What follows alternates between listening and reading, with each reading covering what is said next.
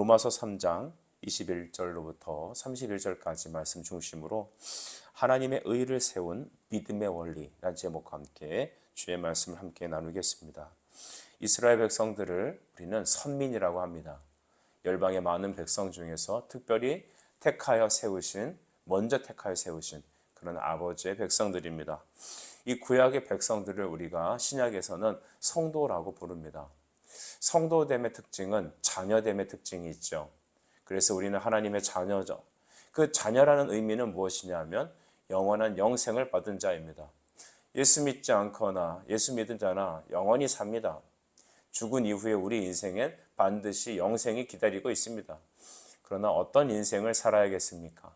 예수 그리스도와 함께 영원한 천국 생명으로 살아가는 인생이 있는가 반면에 또 어떤 이는 예수님을 믿지 않고 영원한 형벌인 지옥 형벌을 받는 영원한 형벌도 있습니다. 그래서 우리가 죽으면 끝나는 게 아니라 한 번 죽는 것은 정해진 것이지만 그 후에 영생이 있다는 사실 여러분 우리는 기억합시다. 어떤 영원함이 기다리고 있습니까? 우리는 예수와 함께 영원한 천국의 영원함이 있는 줄 믿습니다. 그래서 자녀 된다는 것은 영원한 천국 생명이 있다라는 것으로 봐야 되겠죠. 그래서 하나님은 선민 이스라엘 백성들에게 그들을 구원하셔서 그들에게 율법을 주시고 성전도 주시고 또한 예배를 허락하셨습니다. 그래서 우리가 앞에서도 계속해서 말씀을 들었죠. 그 선민된 이스라엘 백성들의 사명이 있습니다. 직무가 있습니다. 그들이 하나님의 말씀을 온전히 깨닫고 하나님께 바른 예배를 드리며 열방의 이방의 백성들을 가르쳐 그리스도께로 인도하는 책임이 있는 것이죠. 그러나 그들은 그 직무를 다 순종하지 않았습니다. 그래서 우리는 기억합시다. 우리에게 선민으로 삼아주신 자녀 삼으신 이유는 무엇입니까? 그것은 하나님의 말씀에 순종하기 위한 것이죠. 그 순종함은 예배함입니다. 바로 예수 그리스도를 증거하여 하나님의 나라를 확장하는 것이죠. 그래서 생명 주신 분도 하나님이시고 우리에게 거룩한 삶의 생활로 부르신 이도 하나님이십니다. 우리에게 영원한 영생 주셨으니 구원 주셨으니 이제 내 인생 내가 열심히 노력해서 살아보겠다라고 생각하면 복음을 반만 깨닫는 것이죠. 온전한 복음은 무엇입니까? 생명을 주시고 삶을 주신 그 주체가 하나님이시다라는 것입니다. 거룩한 삶을 살기를 원하십니까? 예배의 삶을 살기를 원하십니까? 우리 아버지가 영광 받으시는 복된 열매 맺는 인생 살고 싶으십니까? 그러면 날마다 그리스도께로 돌아가십시다. 하나님이 우리의 생명의 근원이시고 그가 우리의 생활을 인도하시는 주이십니다. 근데 유대인들은 여기에 대해서 실패했죠. 왜 그럴까요? 그들은 하나님의 의도를 바로 알지 못합니다. 그래서 율법을 주신 이유는 율법을 믿어서 순종해서 구원 얻는 도가 아니라 구원받은 성도에게 주시는 하나님 나라의 법도이기 때문에 그렇습니다. 그래서 이 부분을 좀 더 설명하죠. 우리 이스라엘 백성들이 출애굽해서 구원받은 그 경로를 한번 여러분 생각해 보십시다. 하나님께서 모세를 보내셔서 그들에게 유월절 어린 양인 예수 그리스도의 피로 그들을 구원하셨습니다. 문지방마다 이렇게 피 발라갖고 그들이 출애굽하게 되지 않습니까? 그리고 그들은 바로 홍해를 건너면서 세례를 받습니다. 그리고 시내산에 도착하여서 그들은 바로 모세를 통하여 두 돌판 십계명을 받게 되는 것이죠. 먼저 주어지는 것은 어린 양의 피였습니다. 그러니까 거듭남이었죠. 예수 믿고 하나님 자녀로 새 생명 얻는 그것이었고 그들이 세례받고 그 다음에 받은 게 하나님의 율법이었습니다. 시간차 관계 순서를 봤을 때도 하나님의 자녀됨이 먼저고 회심하는 게 먼저입니다. 그 다음에 삶의 법이 주어진 거죠. 우리가 예수님을 믿었을 때 그것을 칭이라고 말합니다. 우리가 하나님의 자녀 되었다라는 우리가 예수 그리스도를 의지함으로 예수 믿음으로 우리가 거룩한 백성이 되었다라는 칭의의 시작이 됩니다. 그 다음에 주어지는 게 뭐냐? 인생의 성화의 과정이죠. 광야의 세월은 또 가나안에 들어가서 삶은 다 칭의 연속이죠. 그래서 우리가 먼저 예수 피로 구원받고 하나님의 법이 주어졌다는 사실을 깨달읍시다. 그러면 유대인들에게 주었던 그 율법의 기능은 무엇이었습니까? 로마서 5장 20절은 다음과 같은 말씀을 하고 있죠. 율법이 들어온 것은 범죄를 더하게 하려 함이라 라고 했습니다. 율법을 우리에게 주신 이유는 우리가 죄인임을 드러내기 위한 것이죠. 하나님 자녀된 사람들에게 율법은 어떤 의미가 있습니까?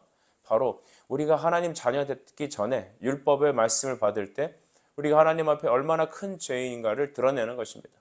그리고 이스라엘 백성들에게 구원받은 그들에게 주어진 바로 이 출애굽한 그 백성들에게 주어진 하나님 나라 백성의 도가 율법이라면 바로 이제는 거듭난 우리가 그 말씀에 순종하여 살기 위해서 주신 법도 율법입니다. 그래서 죄가 더한 것에 은혜가 더한다라는 것은 우리의 죄 가운데 율법이 선포되면서 우리가 얼마큼 하나님 앞에 불충한 자이며 배은망덕한 자이며 얼마나 하나님의 은혜가 우리 크신지를 말씀을 통해 깨닫게 되는 것입니다. 그래서 죄가 더한 곳에 은혜가 더했다고 합니다. 우리의 죄가 날마다 드러날 때마다 하나님이 그 죄를 사하시는 은혜가 얼마나 큰지가 드러날 것입니다. 하나님께서는 율법을 주셔서 우리에게 구원 주시려는 것이 아니라 바로 구원받은 백성에게 율법을 주시고 또한 구원하실 자들에게 말씀으로 다가오셔서 우리의 죄를 드러내고 그리스도께로 피하기 위해서 그리고 그 백성으로 하여금 하나님의 나라의 말씀에 순종하게 하시기 위해서 주님은 이 율법을 허락하셨습니다. 21절 다시 한번 보십시다. 이제는 율법 외에 하나님의 한 의가 나타났으니 율법과 선지자들에게 증거를 받은 것이라 했습니다.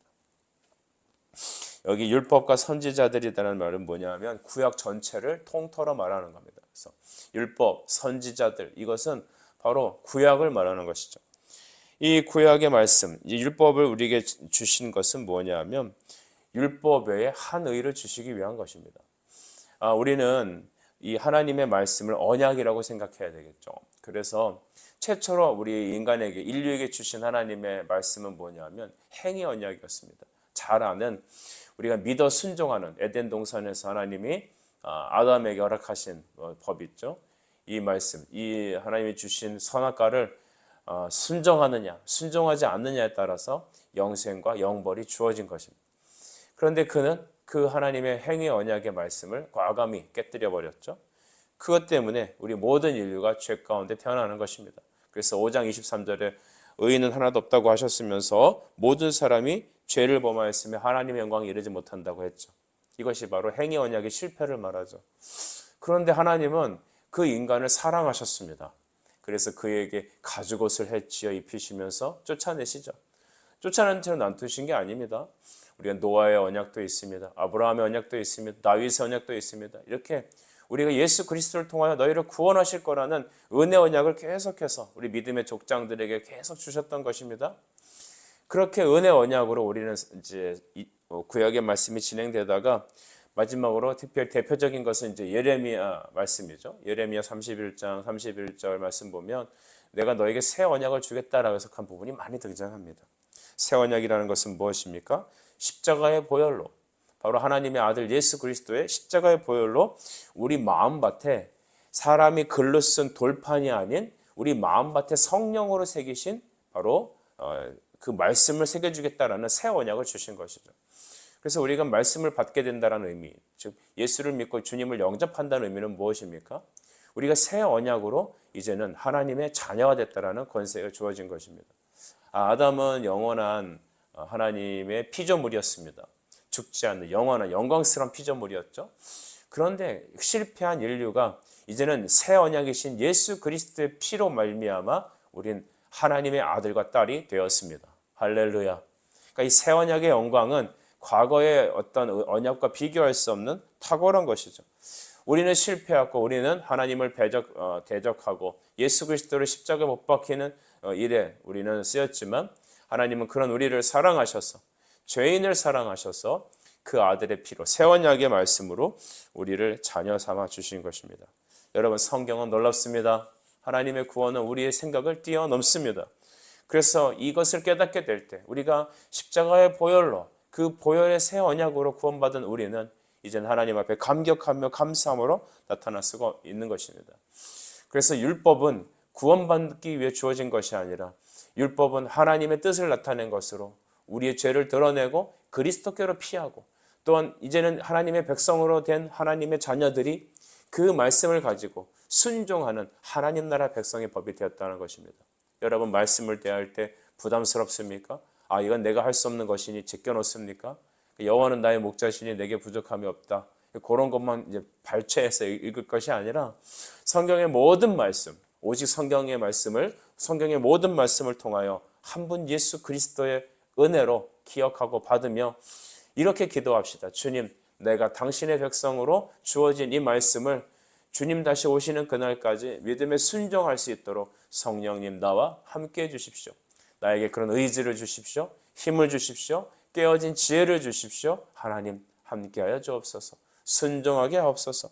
날마다 그 기도가 우리 안에 있을 때 하나님께서 여러분 마음속에서 복과 은혜의 열매들을 맺혀 주실 겁니다. 특별히 한 의가 나타났다라고 하는데 여기 의라는 것은 이 디카시네라고 하는 헬라어로 시작됩니다. 이 말은 뭐냐 하면 쉽게 얘기하면 칭이라는 말로 바꿀 수 있습니다. 사람이 자기 노력으로 얻을 수 있는 그것이 아니라 바로 선물로 주어진 의로움을 말하는 것이죠. 이것이 바로 예수님이 우리에게 주신 복입니다. 의입니다. 영접하는 자 곧 그 아들을 믿는 자들에게는 자녀가 되는 권세를 주셨죠. 그러니까 믿음으로 말미암아 예수 그리스도께서 획득하신 그 구원의 은혜가 우리의 것으로 선물로 주어지는 겁니다. 그래서 우리가 에베소서 2장 8절 말씀 여러분 잘 아시죠? 너희는 그 은혜에 인하여 믿음으로 말미암아 구원을 받았나니. 그러니까 믿음이란 그것을 통하여 하나님 우리에게 예수 그리스도께서 획득하신 은혜를 주신 것입니다. 여러분 예수님께서 행하신 것은 무엇입니까? 우리가 노예가 자유를 얻으려면 무엇이 필요할까요? 노예 값이 지불되었습니다. 우리가 잘 들어서 알지만 과거에 우리 노예들이 어떻게 여러분 존재했습니까? 그들은 인격도 없습니다. 그냥 집에서 기르는 그냥 양, 소 그와 같이 재상 목록 중에 하나였죠. 그런 노예가 이제는 어떤 사람이 주인이 그 노예를 돈을 주고 값을 주고 사와서 그의 노예 증서를 찢어버리는 것이죠. 너는 자유다. 그러면 자유가 되는 겁니다. 이렇게 그리스도께서 우리의 죄의 값을 지불하시고 어떻게 지불하셨습니까? 십자가에서 피 흘리심으로 피는 생명이기에 피 흘리심의 방식으로 우리를 구원하셔서 구속하셔서 값을 주고 우리를 사셔서 아들로 삼아버린 것. 여러분 이것이 바로 구원입니다. 여러분 그래서 우리 손양원 목사님께서 대표적인 예가 있잖아요. 이 손양원 목사님께서 자기 아들을 죽인 이 공산당을 오히려 자기 양아들로 삼아버리게 되지 않습니까? 이것이 바로 예수님의 십자가를 제일 잘 이해하는 믿음의 순종입니다. 죄수가 대가를 치름으로 또 노예가 값을 지불되어 자유함을 얻는 것처럼 하나님께서는 당신의 아들로서 죄사함을 주셨던 것입니다. 그리고 우리를 위해서 주님이 모든 율법의 말씀을 그의 인생 전체를 통틀어서 다 순종하셨습니다. 그러니까 그를 믿는 자마다 하나님 아들께서 자기의 육신의 피로 십자가의 대속의 피로 우리를 구원하신 값을 우리에게 주셔서 우리의 죄를 깨끗이 씻으시고 우리를 새 사람으로 바꿔주신 겁니다. 자기의 생명값으로 우리에게 생명을 주신 것입니다. 거기에 끝나지 않죠. 우리가 하나님 자녀로서 정말 하늘 상급을 누릴 수 있도록 주님은 이 땅에서 믿음의 순종, 자기가 모든 율법의 말씀을 다 순종하시면서 우리에게 선물로 주신 겁니다. 그래서 우리는 예수님이 행하신 그 값과 그 행위를 가지고 우리가 이제 옷을 입고 자녀의 신분을 갖게 돼서 우리 성부 하나님께서는 우리 각 사람을 볼 때 특별히 예수 그리스도를 믿는 당신의 자녀를 딱 볼 때 아들로서 보는 겁니다. 예수님이 행하신 것이 우리의 생명값이 됐고 우리의 행위가 되었기 때문에 우리를 의롭다라고 여겨주시는 겁니다. 이게 중요하죠. 의롭다 여겨주신 겁니다. 그래서 율법의 한 의가 나타났다는 것은 예수 그리스도의 이 대속의 은혜로 인하여 우리가 의롭게 되었다. 생명이 주어졌다. 그 얘기입니다. 실상은 아들도 아니고 범죄자고 하나님 원수지만 우리가 예수 믿는 동시에 예수님의 것이 우리의 것으로 탁 임하게 된 것이죠. 그리스도의 의가 주님이 획득하신 그 은혜가 나의 것이 돼버린 겁니다. 여러분 그렇다면 예수님의 의가 우리에게 전가된 것 이것을 어떤 방식으로 표현하겠습니까? 성령이 임하신 것. 할렐루야. 성령님이 임하신 것이 예수님의 의가 우리에게 임한 것입니다. 성경은 이렇게 보셔야 합니다. 하나님께서 우리를 구원하는 방식은 이것입니다. 다른 방법이 아닙니다. 왜냐하면 구원의 주체는 하나님이시기 때문이죠. 이것들을 선지자들로 통하여 증거하셨다가 바로 여러분 21절의 말씀이죠. 22절도 우리 보실까요? 곧 예수 그리스도를 믿음으로 말미암아 모든 믿는 자에게 미치는 하나님의 의인이 차별이 없느니라. 아멘. 이것은 뭐 유대인이라고 이방인이라고 이렇게 차별하는 게 아니라 유대인이나 이방인이나 다 똑같다라는 것입니다. 다만 유대인의 탁월함은 먼저 불러서 말씀을 맡겨놓는 것인데 그들이 순종하지 않은 것이죠. 여러분, 우리는 모두 동일한 죄인입니다. 하나님의 심판의 원리는 다 똑같습니다. 우리 모든 사람 다 하나님 앞에 죄인입니다. 그래서 하나님께서 우리에게 구원을 하는 방식은 다 동일하다라는 것이죠. 가끔 어떤 교단에서는, 어떤 교회에서는 뭐 교황은 무흠하다 뭐 이런 얘기를 하는데, 여러분, 그런 사람이 어디 있습니까? 인간은 다 죄인입니다. 그러나 예수 안에 있는 자들은 다 하나님의 아들, 딸들입니다. 할렐루야. 하나님이 이렇게 딱 원칙을 정하시고 우리에게 구원의 은혜를 주신 거죠. 그래서 23절에 말하는 겁니다. 모든 사람이 죄를 범하였으며, 그래서 모든 사람이라는 것은 아담 이후에 모든 인류가 통틀어서 이제 죄인이다라는 것이죠. 하나님의 영광에 이르지 못한다. 하나님의 구원에 이르지 못하니 우리에게는 애통함이 있죠. 그 애통함, 이 말씀을 들을 때 우리는 애통함이 있습니다. 그래서 전도할 때 여러분, 우리 로마서 3장 23절은 필수 요소에 들어갑니다. 여러분, 이 말씀 23절을 꼭 외우세요. 그래서 이웃에게 전도할 때 23절을 우리는 모두 죄인입니다. 하나님 영광에 이르지 못합니다 할 때 하나님께서 구원 얻는 백성들의 마음 안에는 영적 갈등을 주신다는 겁니다. 그 영적 침체를 주신다는 거죠. 주저앉는 마음을 주십니다. 애통함을 주십니다. 그러면 우리가 어떻게 해야 될까요? 우리는 어떻게 구원받을 수 있을까요? 나는 어떻게 이 사망의 굴레에서 벗어날 수 있을까요? 그때 우리는 무엇을 말해야 될까요? 대표적으로 요한복음 3장 16절과 같은 말씀을 전하는 거죠. 하나님이 세상을 이처럼 사랑하사. 할렐루야. 하나님이 우리 자매님을, 하나님이 당신을 그렇게 사랑하셔서 독생자 예수를 주셨어요. 이 정말 단순한 복음이 때로는 우리 하나님의 예정하신 사람들의 마음을 쥐어 흔들고 그들 안에 침투하셔서 그들로 하여금 영생 얻는 기쁨으로 찾아오신다라는 것입니다. 24절 보십시오. 예수 안에 있는 성령으로 말미암아 하나님의 은혜로 값없이 의롭다 하심을 얻은 자 되었느니라. 아멘. 의로워졌다가 아니라 뭐라고 설명하십니까? 의롭다 하심을, 그렇다고 칭해 주셨다는 것입니다. 그러니까 철저히 내공로는 아무것도 없는 거예요. 선물로 받은 거예요. 여러분, 선물을 세상에 돈 주고 사는 사람이 어디 있어요? 그건 선물이 아니잖아요. 선물은 무엇입니까?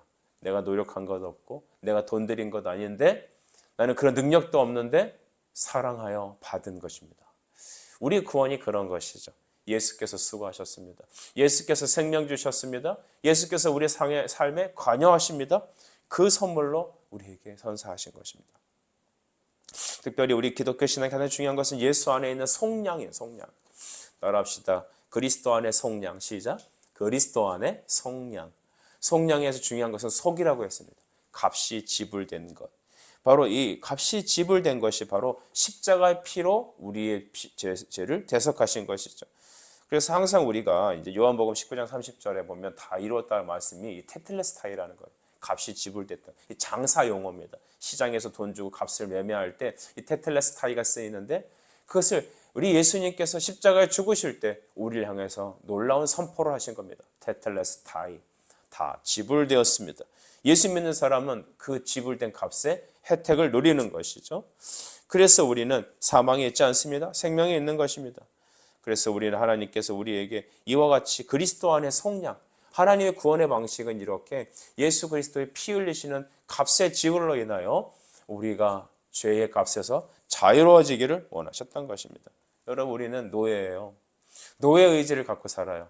예수 믿지 않는 사람은 노예 의지에 살고 있습니다. 무슨 의지일까요? 죄의 노예 의지로 살고 있습니다. 죄의 멍에를 메고 살아가는 겁니다. 그러니까 죄의 멍에를 맨다는 것은 죄가 이리 가라 하면 이리 가는 거고요. 저리 가라 하면 저리 가는 거예요. 그러니까 내가 내 의지로 살아가는 게 아니에요. 나는 신이 없어. 나는 내 마음대로 살아 하는 사람들이 있습니까? 여러분, 그 노예 의지로 사는 거예요. 그러나 그리스도를 믿는 순간 우리는 그리스도의 노예가 되는 겁니다. 그래서 이 세상에 속해 있는 죄의 노예 사람들은 그리스도의 노예들을 보고서 저 이렇게 노예들이 있구나 라고 여기겠지만, 여러분, 진짜 축복은 뭐냐 하면 우리가 그리스도의 것이 된 것입니다. 그리스도의 멍에를 매게 되는 것이죠. 성령의 지도를 받는 겁니다. 기억합시다. 죄의 노예가 되든가 그리스도의 노예가 되든가 하나님의 자녀의 권세로 살든가 사탄의 매는 종이 되든가 우린 양단간에 속해 있습니다. 이제는 여러분, 하나님께서 우리에게 왜 이와 같은 방법으로 우리를 구원하셨는지에 대해서 주목할 때 26절로 보시죠. 곧 이때에 자기의 의로우심을 나타내사 자기도 의로우시고 또한 예수 믿는 자를 의롭다 하려 하십니다 라고 했습니다. 여러분, 하나님께서 영광 받으시기 위해서 우리에게 이 모든 구원의 프로젝트를 실시하신 겁니다. 자기의 의로우심을, 하나님은 의로우십니다. 어제 우리 예배 드릴 때 제가 성도들한테 여쭤본 기억이 있어요. 하나님의 속성은 무엇입니까? 하나님 어떤 분이시죠? 영원하십니다. 거룩하십니다. 완전하십니다. 맞습니다. 하나님은 그런 분이십니다. 하나님 또 의로우십니다. 하나님은 죄가 없으십니다. 하나님 그분이 의이십니다.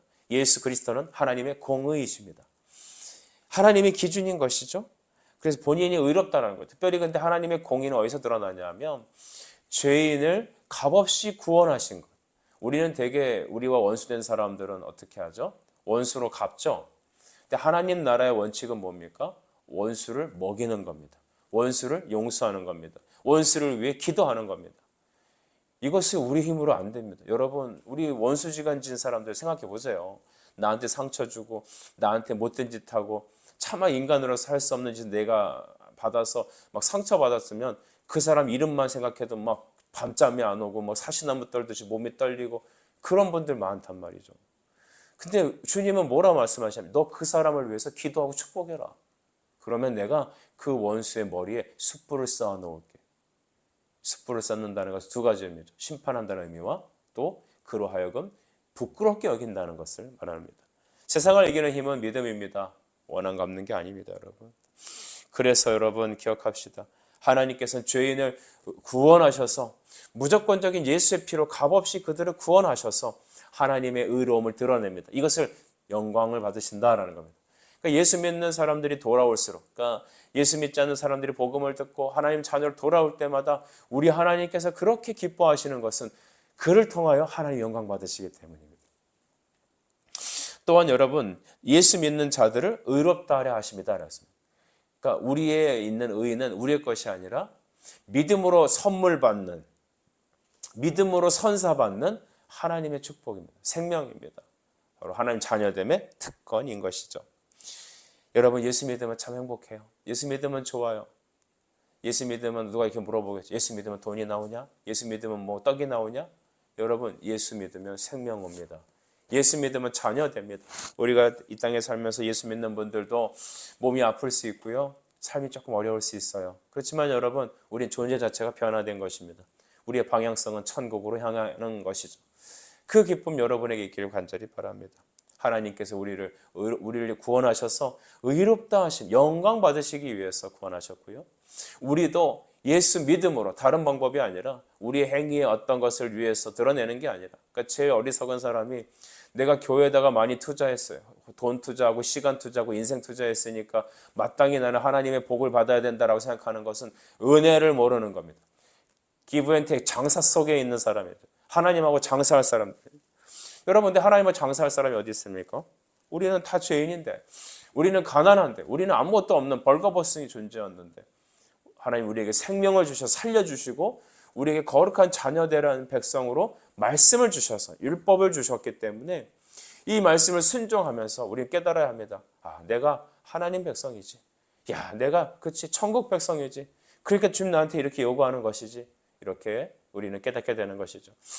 가끔가다 이제 저희 집 아이들이 어렸을 때 이런 얘기합니다. 아빠, 왜 다른 사람들은 안 지키고 하는 거 왜 우리는 해야 돼요? 왜 우리는 이런 수고를 해야 돼요? 라고 물어봅니다. 그때마다 우리는 뭐라고 말해야 됩니까? 아, 우리는 하나님의 자녀라 그래. 우리 세상과 달라. 우리 목회자의 가정이야. 우리 세상의 자녀가 아니라 하나님 자녀라 그래. 그것이 세상적인 관점으로 보면 손해보는 거잖아요.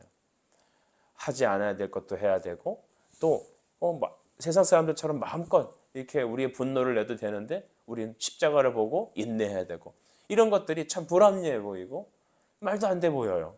하지만 우리에게 생명 주신 그 주님은 우리에게 율법이라는 것을 주셔서 말씀을 주셔서 너가 천국 백성이니 이 말씀대로 살면 너를 향해 내가 복과 은혜를 주겠다. 너가 내 하나님의 자녀인 것을 내가 드러내겠다라는 건 아니겠습니까? 바로 그 나라의 백성만이 하나님의 법이 주어집니다. 그 법은 우리의 힘으로 지킬 수가 없지요. 그거 주님이 잘 아세요. 근데도 우리에게 법을 주셨어요. 그 말씀이 어디 나오냐면 31절에 나오거든요. 그런즉 우리가 믿음으로 말미암아 율법을 파기하느냐? 그럴 수 없느니라. 같이 읽어볼까요? 도리어 율법을 굳게 세우느니라. 아멘.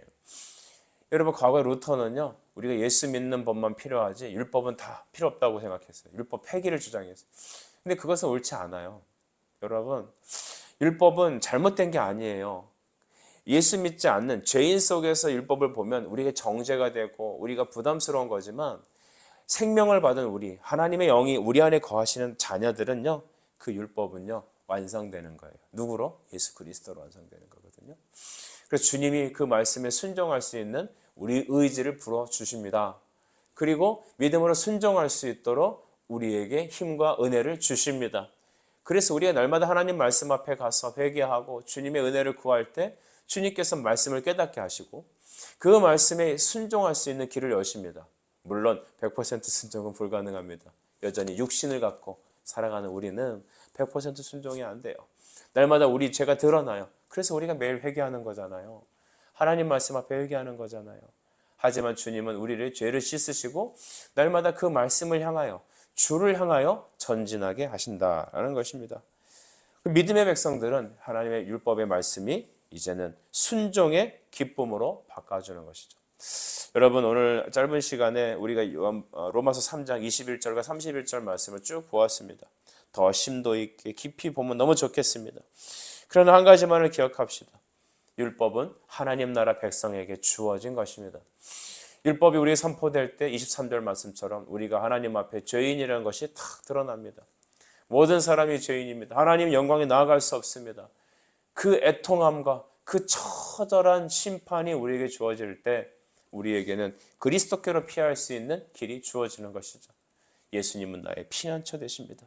그에게 나아가서 우리는 죄사함을 받고 영생을 받고 그뿐만이 아니라 우리의 생활에 거룩한 성화의 삶을 살 수 있도록 주님은 길을 열어놓으셨습니다. 그 길을 걸어갈 때 우리는 여전히 방종할 수 있기 때문에 하나님은 하나님 나라 백성이 순종해야 될 법을 주셨으니 그게 율법이라는 것입니다. 이제는 성경 말씀을 통하여 우리에게 갈 길을 비춰주시고 우리가 그 말씀에 순종할 수 있도록, 깨달을 수 있도록 성령을 깨닫게 하시고 진리로 우리를 인도하십니다. 그래서 목회자는, 우리 교회는 그 공동체 안에서 함께 말씀을 나누며 함께 걸어가도록 붙여주신 일종의 여러분 막대기와 같은 것이고 지팡이와 같은 것이죠. 이 하루 여러분이 주신 구원을 기뻐하십시오. 이 하나님 천국 복음이 전파되어야 될 사람들을 위해 기도하십시오. 그리고 만남 속에서 주가 주시는 지혜대로 그들에게 전하세요. 하나님은 좋으신 분이십니다. 그리고 여러분의 인생에 모든 상급을 주시기 위해서 우리에게 하나님 나라 백성의 법, 율법을 주셨으니 기쁨으로 그 말씀을 아멘으로 받고 또한 그 말씀의 순종을 위해 기도할 때 하나님께서는 여러분의 삶을 날마다 기쁨으로 바꿔주시고 여러분의 순종으로 말미암아 아름다운 면류관과 아름다운 장식으로 여러분을 데코레이션 해주실 것입니다. 이 하루도 축복된 하루가 되길 간절히 바랍니다. 기도하겠습니다. 사랑의 주 하나님, 은혜를 감사합니다. 오늘 예수 그리스도께 주신 율법의 의미와 또한 우리에게 행하신 구원의 믿음의 의를 함께 보게 하시니 감사합니다. 사람의 행위가 아닌 그리스도께서 순종하여 주신 속량으로 주신 이 구원의 은혜 날마다 자랑하고 의지하게 하여 주옵소서. 예수 그리스도 이름으로 기도드립니다. 아멘.